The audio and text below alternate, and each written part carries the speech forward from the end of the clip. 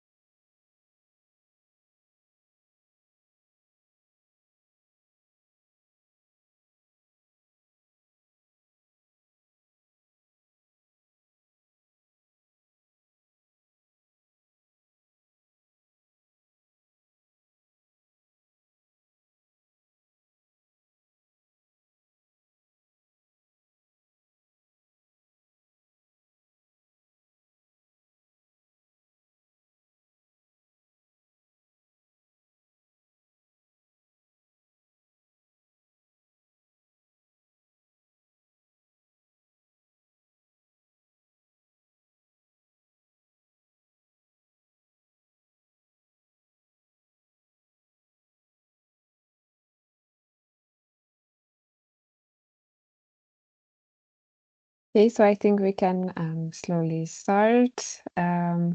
Anyway, my intro will contain the highlights and all the speakers will develop that during the session.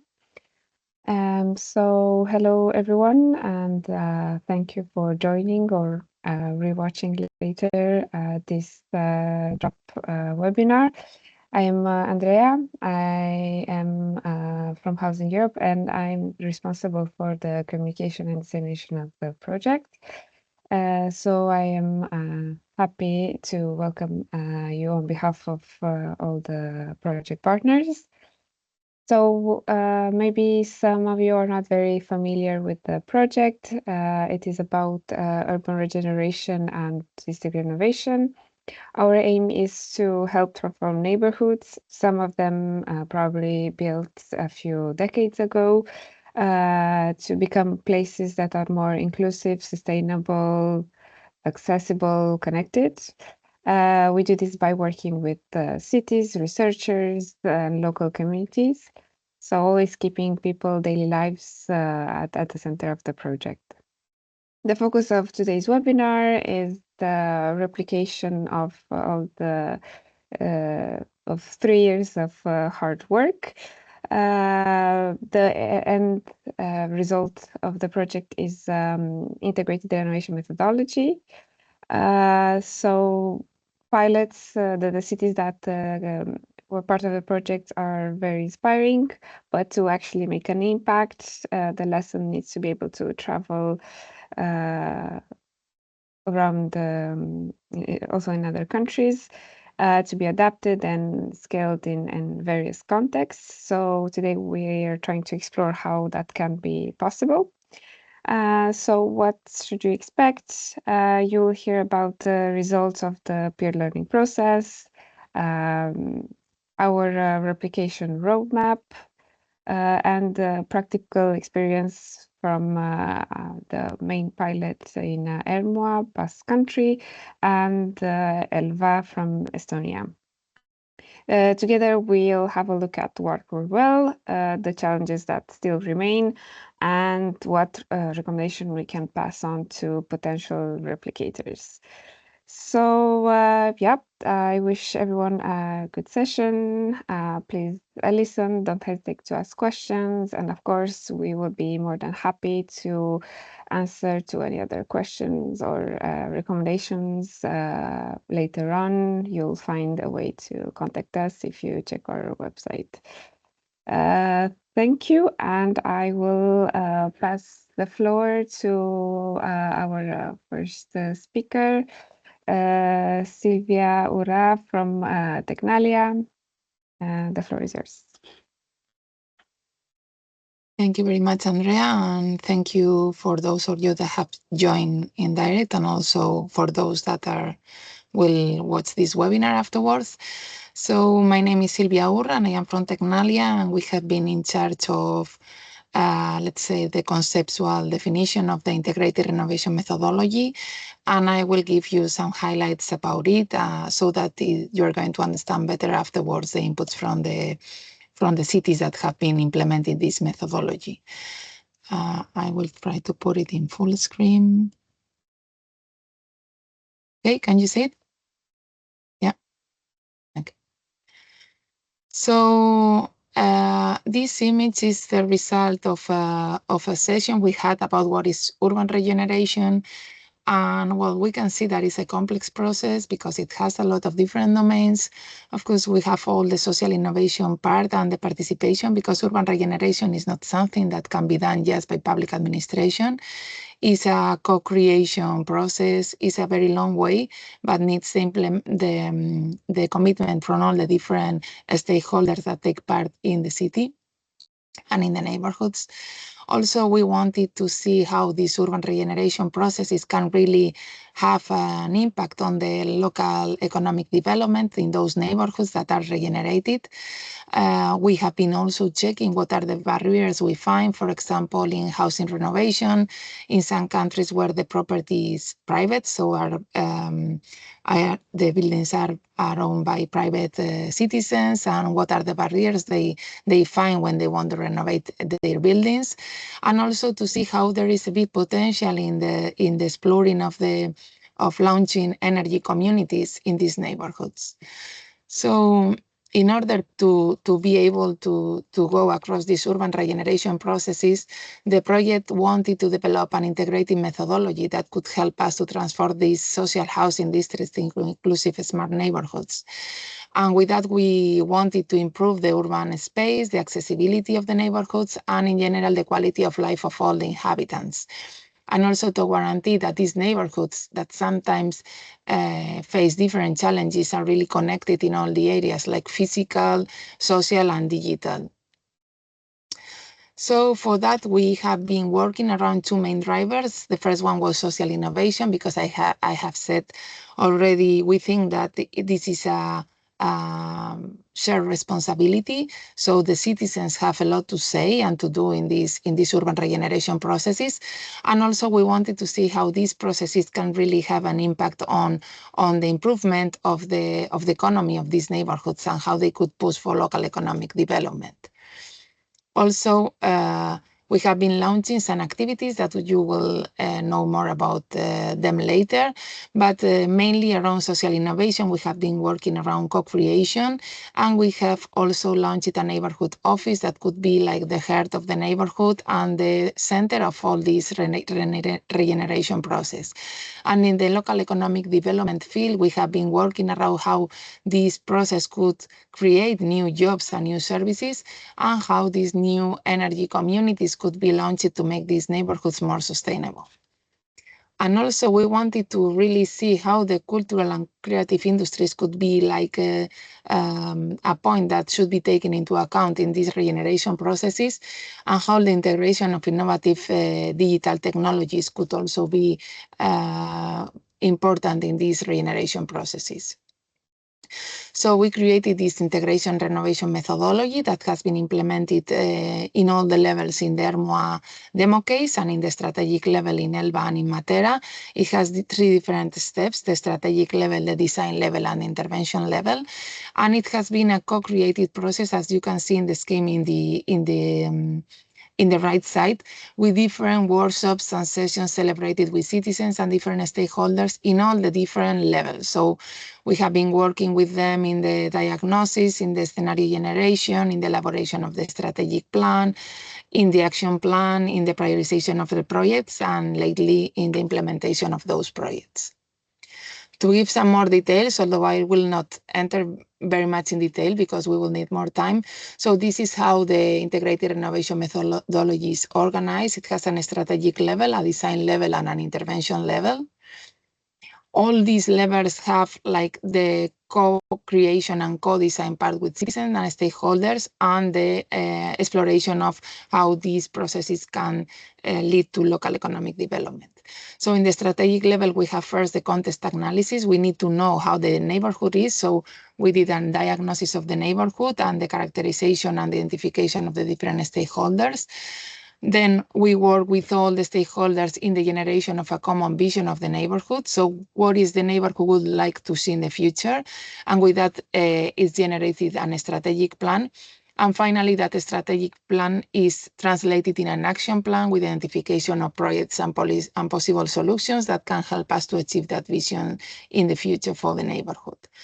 Then the design level starts with the prioritization of the different projects from the citizens to identify which ones will be co-created, then to explore existing solutions and needs for those specific projects to find inspiration in other places, in other neighborhoods, and finally the co-definition of those projects. And the last part of this integrated renovation methodology is the intervention level, where those projects are really developed into proposals and have a specific intervention plan. The projects are implementing and are tested. And then finally, there is an assessment of the impact and the evaluation and the communication of the results. So this is in general like the general scheme of this integrated renovation methodology. And now you will have the opportunity to see how this conceptual approach has been applied in our main demo case of Ermua and in the strategy phase in the case of Elva in Estonia. Thank you very much.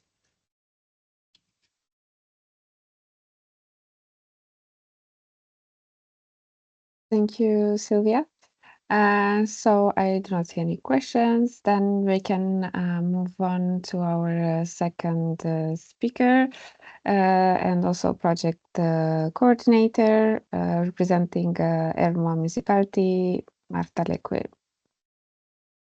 Thank you, Sylvia, and thank you, Andrea. Let me just take some time to share the presentation.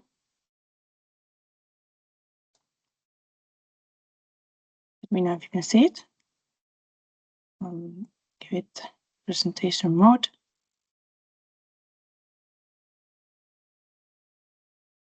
We can see it, not in presentation mode though.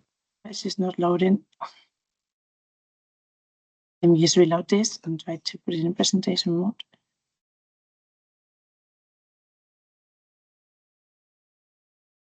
Let's try again.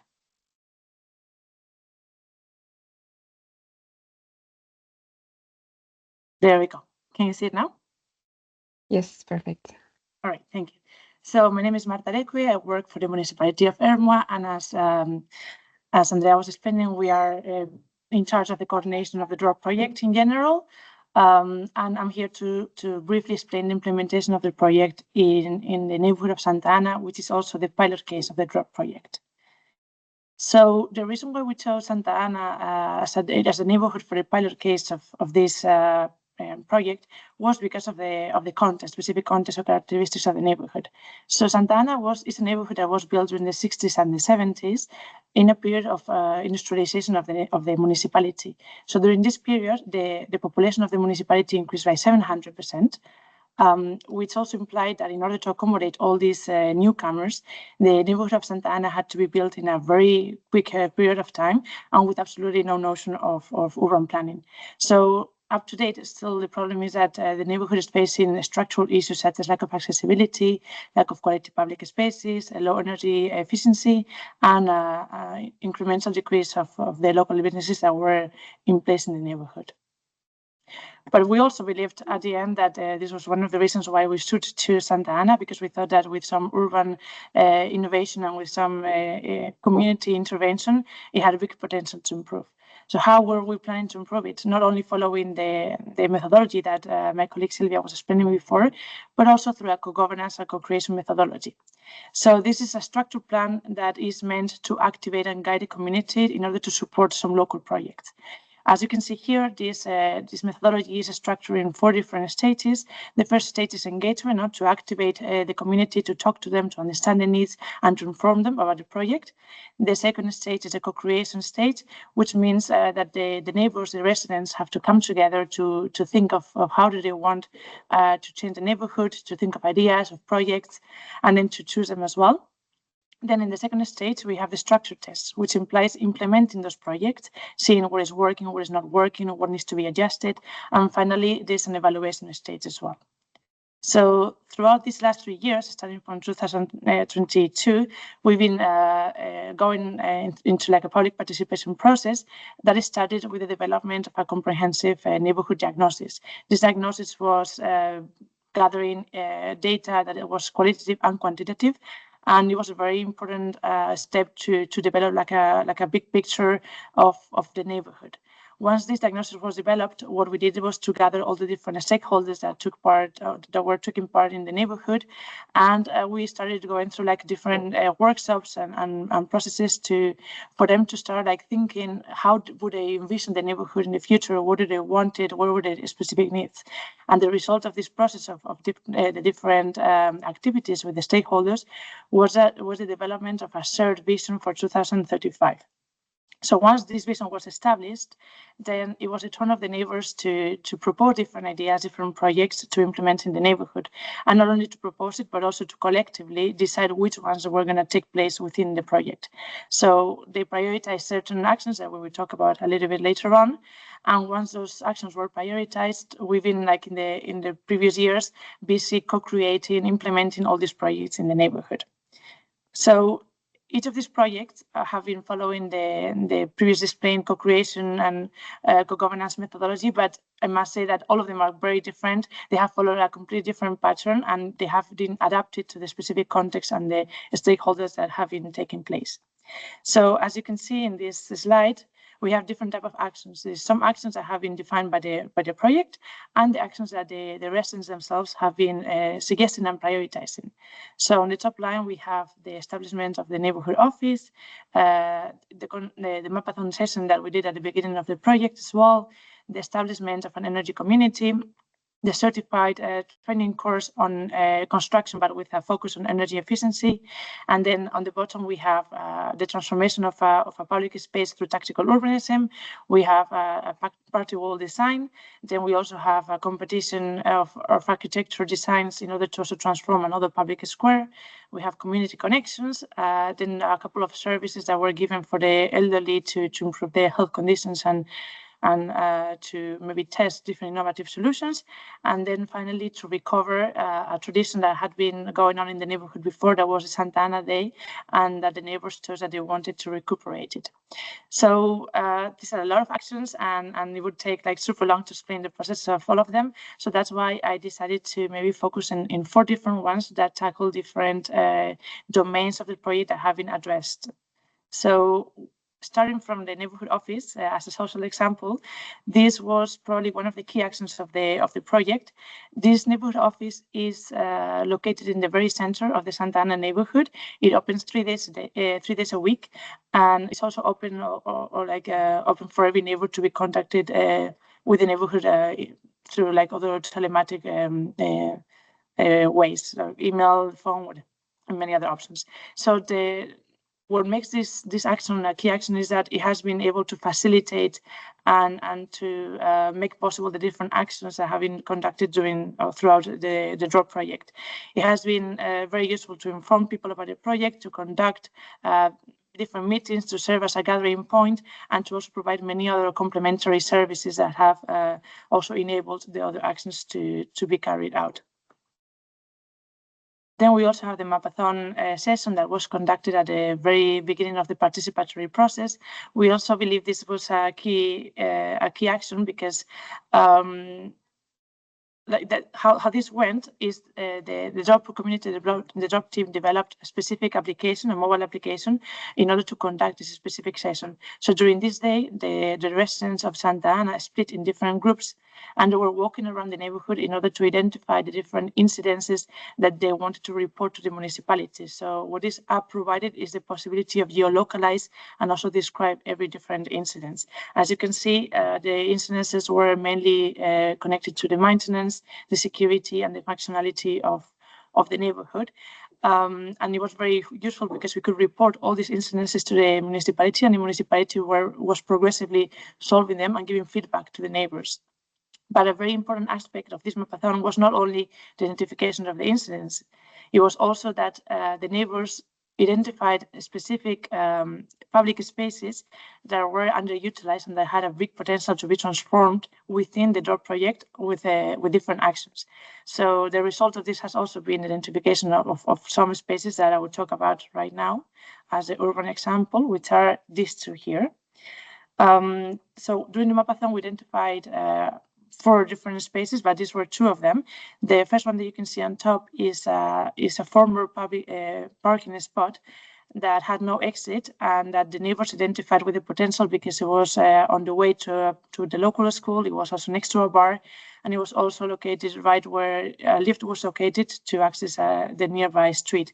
So people were thinking that it could be a potential space to develop some sort of like a community space to boost social interactions and also to give a bit more life to the neighborhood, no? And to beautify it. So what we did is to first of all gather all the different residents into this specific public space, and we did small workshops for them to tell us how they would envision this space, what elements would they want, or how would they want it to look. So after we gathered all these inputs, what we've been doing in the last months is to test different designs in this space. The good thing of tactical urbanism is that you can implement some like cheap, quick, and temporary interventions in the public space, and that allows us to observe the use of the space, to observe how it's transforming the neighborhood, how people are using that space, and with that we can take informed decisions to transform the space later on. So the neighbors still will have the choice later on to decide whether they want to keep this space as a pedestrianized space for the community, or if they are missing some parking spot, if they want to come back to the original use and return to the parking spots that they had. And then on the bottom right, you can see another space that was chosen by the neighbors. In this party wall, there was another design before, but people were telling us that it was not well maintained and that the picture that was there was not really maybe showing the character of the neighborhood, right? So what they asked is that they wanted to replace that with a new design that was representing the characteristics of the neighborhood, but also like telling the story of the history of the neighborhood. So what we've done is that we also contacted a local artist of Santa Ana, and we provided the residents with different options of designs that they were able to vote. And then after we chose the favorite one of the residents, we painted it recently, and it is giving like much more color to the neighborhood, and people are quite happy with it actually. And then lastly, as a last example of the implementation of actions in Santa Ana, we have the energy community. What we've done in this action is we have formed an association that is gathering 45 private dwellings, a few local businesses, and also a local school, which also is the place where we have located the solar panels.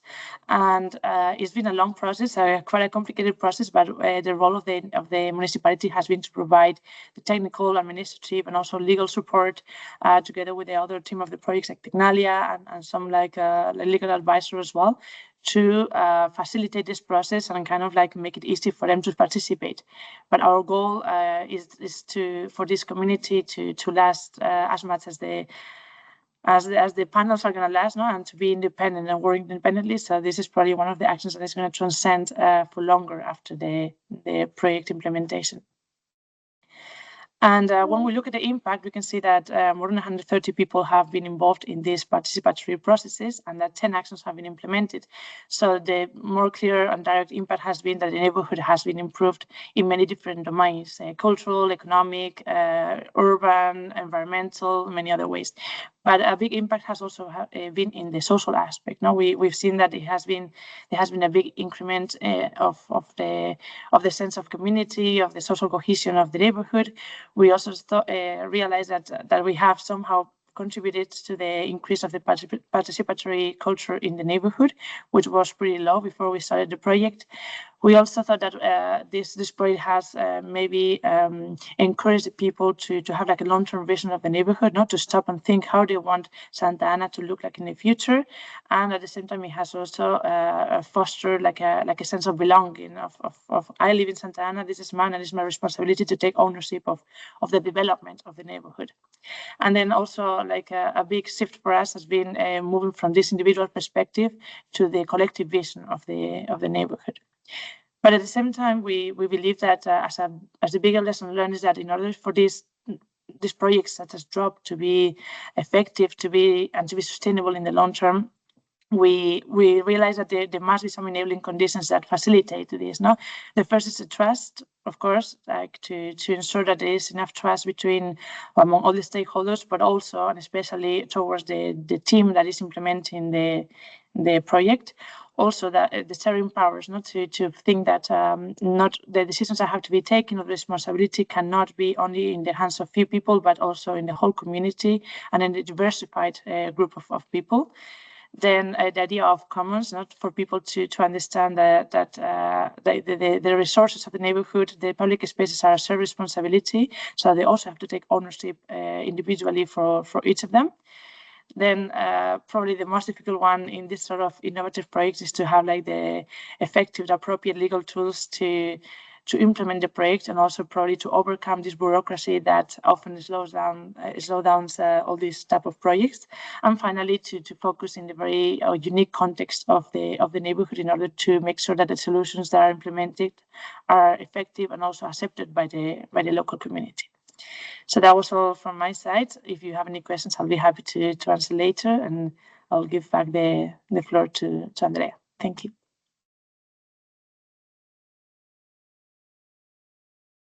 Thank you very much, Marta. So it seems that we are doing fine, just in time for our next speaker, Shirley Pipar. So if you're ready, I will start sharing my screen to put up Thank you, the Marta. presentation. I'm ready. So,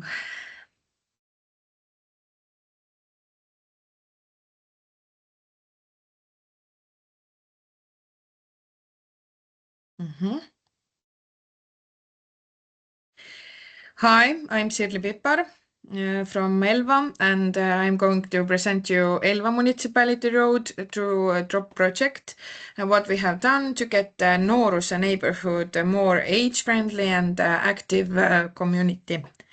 So, Andrea, you can move from to this slide.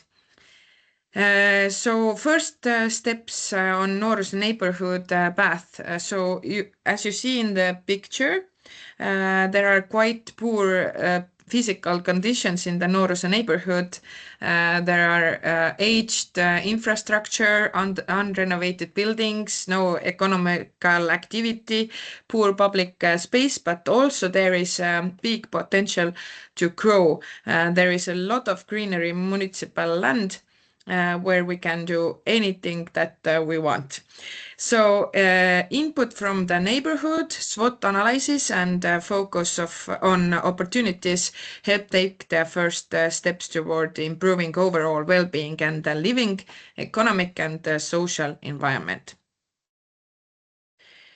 Yes, you can move on.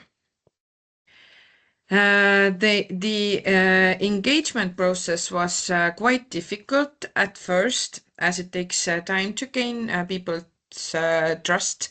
It also became clear that contact must be made in person, and to maintain trust, communication must be continuous, and municipality partners should be the same over the project. So trust grew after the workshops, but the most successful were the meetings with the community on site in their own neighborhoods. So as you see from this chart, there was in neighborhood workshop 1 and workshop 5. So the last one was very successful for us, and these workshops were held in Nooruse neighborhood on site.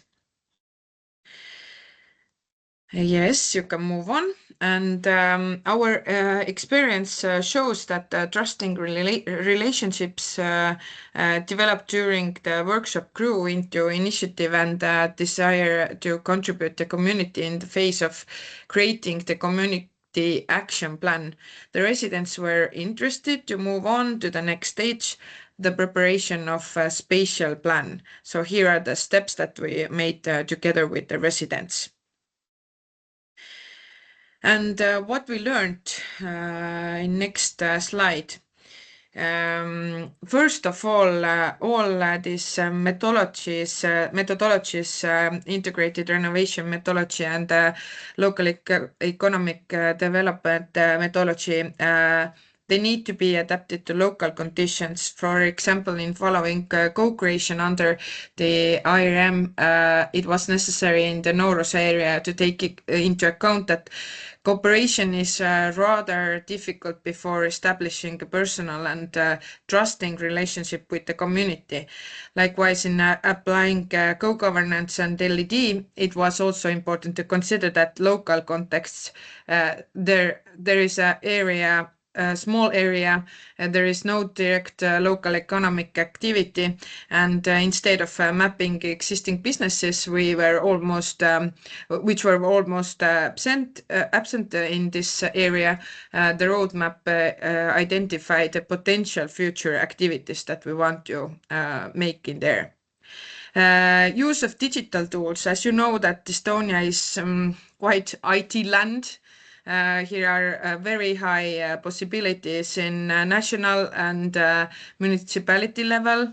We have very many digital processes that our local persons also can use, but it became still clear that residents still prefer co-creation workshops on site and discuss together. And it was like very clear to us if we made this kind of a map for them where they can put this ideas that they want to have a spatial plan. No one really didn't use it, so they wanted to they want to discuss together on site, and that was all they need. And also visible changes. We didn't have any resources for visible changes in this area, but we still think that residents will be more confident if they see something visible. So we did this beautiful balcony competition and study visit to renovated apartment building district in Rakvere.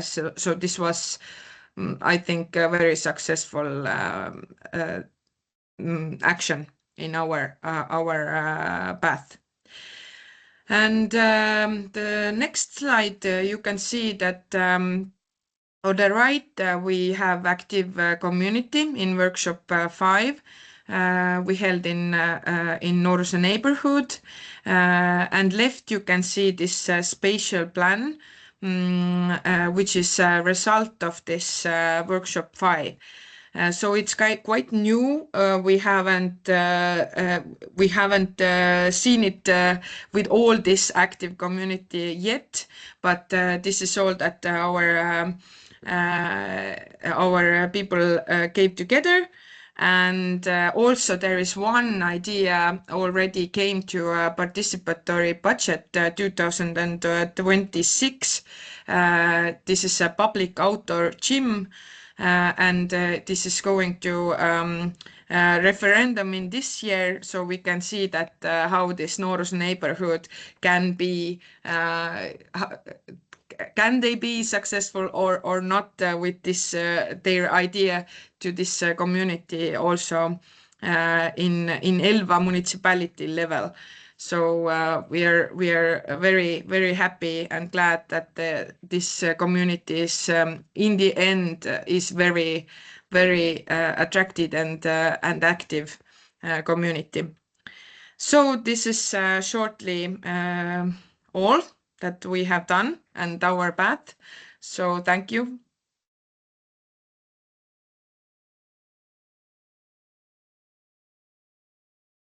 Thank you very much, Sirli.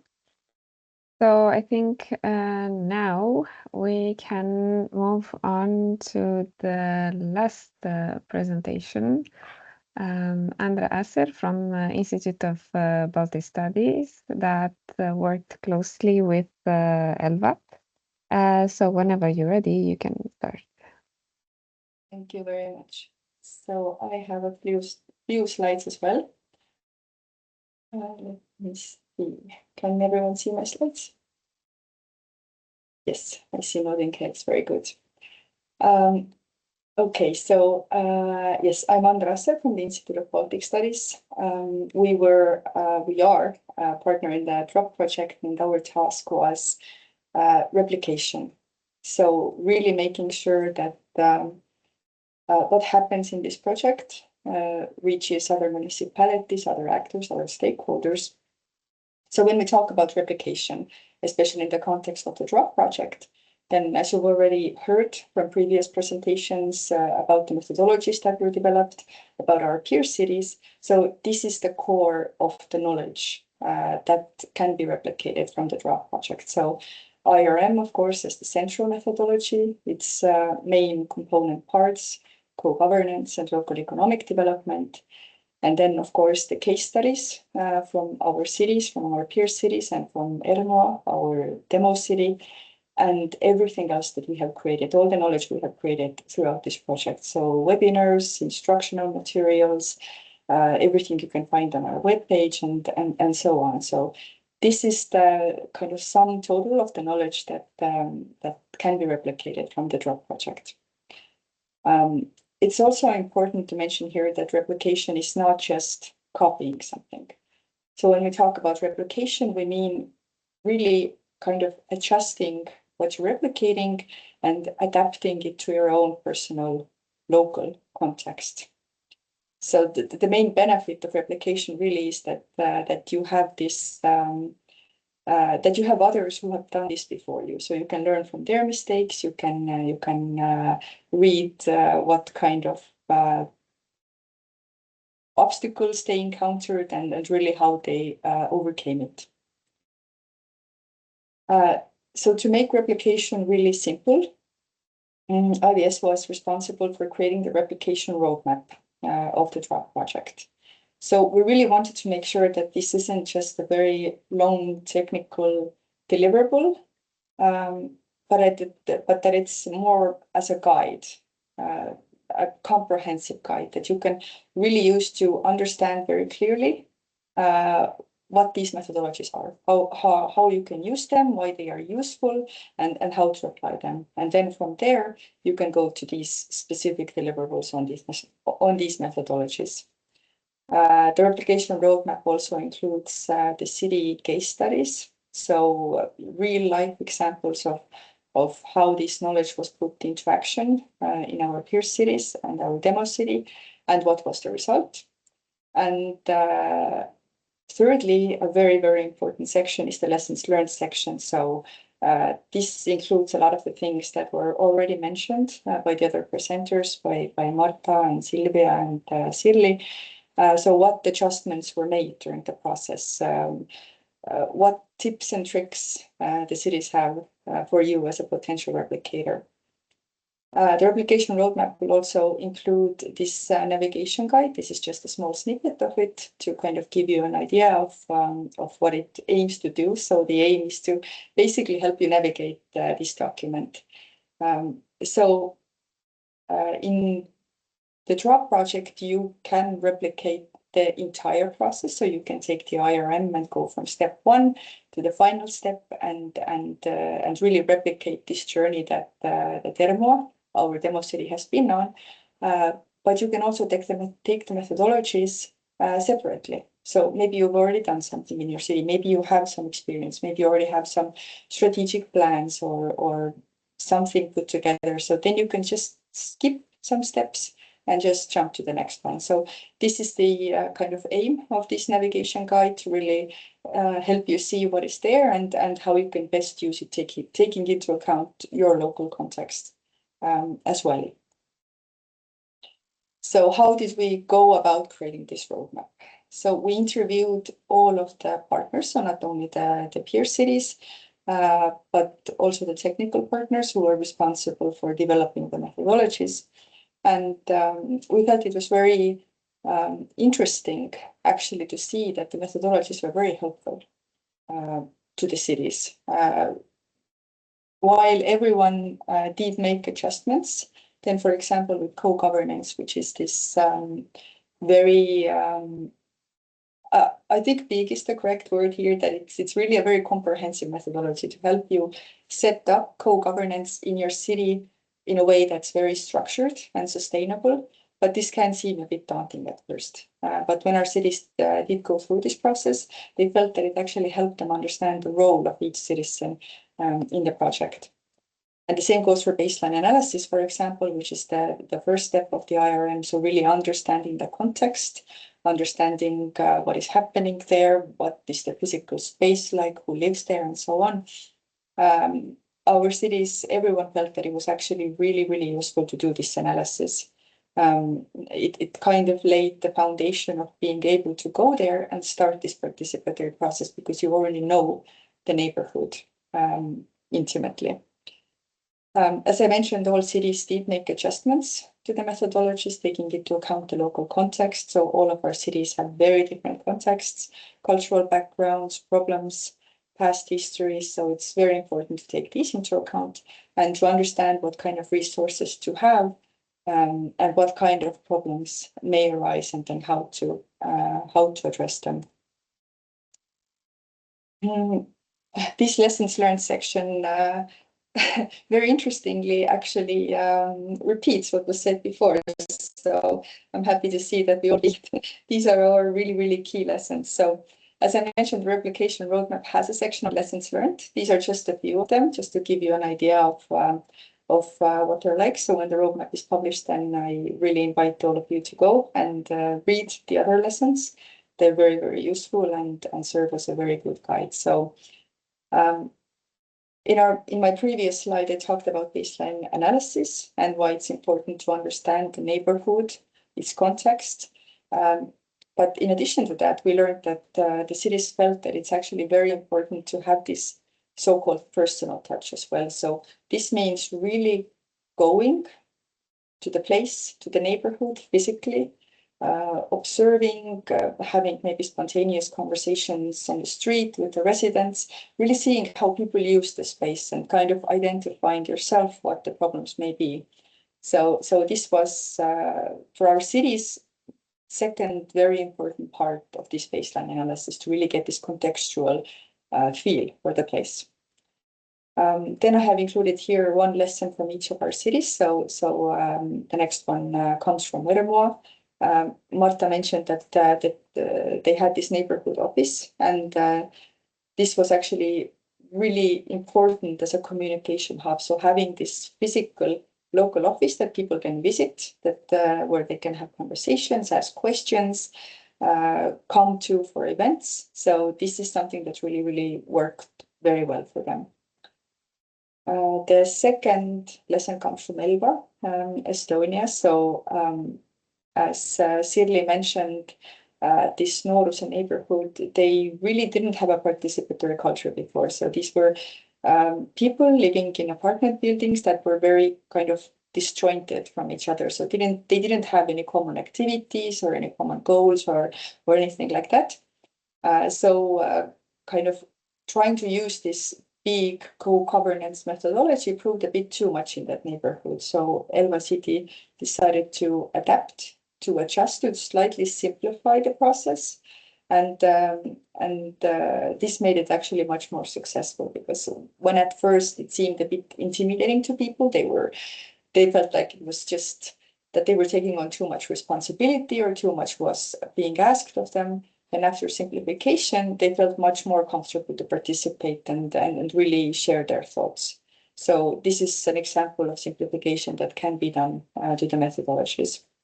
And then the last lesson comes from the Spine Bianche neighborhood, from our second peer city, Matera in Italy.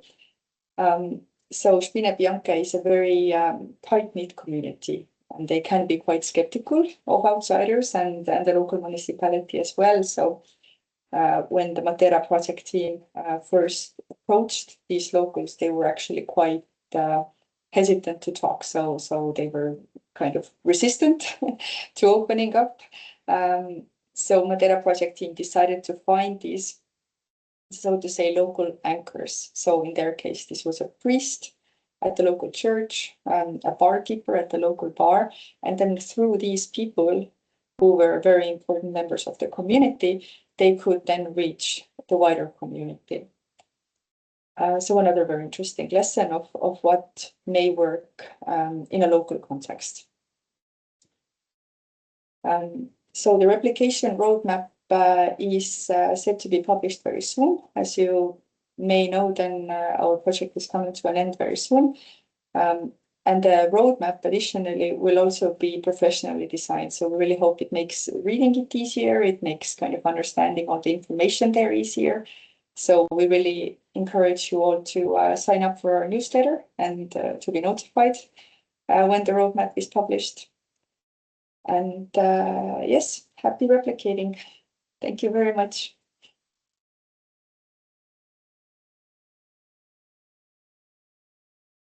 Thank you so much, Andra.